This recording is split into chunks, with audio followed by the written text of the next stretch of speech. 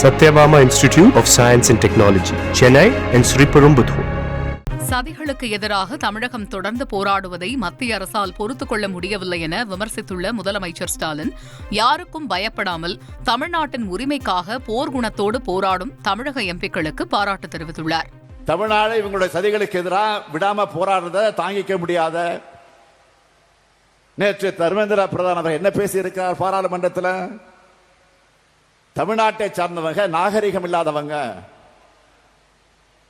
அராஜகவாதிகள்னு நாடாளுமன்றத்தில் நாவடக்கம் இல்லாம பேசியிருக்கிறார். ஆனால் பேசி அரை மணி நேரத்தில் அவர் பேசினதை திரும்ப பெற வச்சிருக்காங்க நம்முடைய தமிழ்நாட்டு எம்பிக்கள்.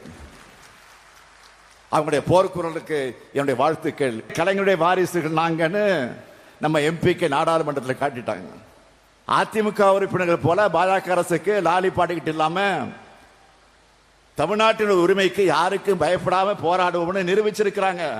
40 பேர் போய் என்ன பண்ணாங்கன்னு கேட்டவங்களுக்கெல்லாம் நேற்று சரியான பதில் கிடைச்சிருக்கு. செங்கல்பட்டில் 1285 கோடி மதிப்பில் புதிய திட்டங்களுக்கு அடிக்கல் நாட்டிய முதல்வர் ஸ்டாலின் முடிவுற்ற திட்டங்களையும் தொடங்கி வைத்தார். 497 கோடியே 6 லட்சம் ரூபாய் மதிப்பீட்டிலான 5 புதிய திட்டப் பணிகளுக்கு அடிக்கல் நாட்டிய முதல்வர் 280 கோடியே 38 லட்சம் ரூபாய் செலவில் 47 முடிவுற்ற பணிகளை திறந்து வைத்தார். அத்துடன் 508 கோடியே 3 லட்சம் ரூபாய் மதிப்பில் 50,606 பயனாளிகளுக்கு நலத்திட்ட உதவிகளையும் வழங்கினார். Satyabama Institute of Science and Technology, Chennai and Sriperumbudur.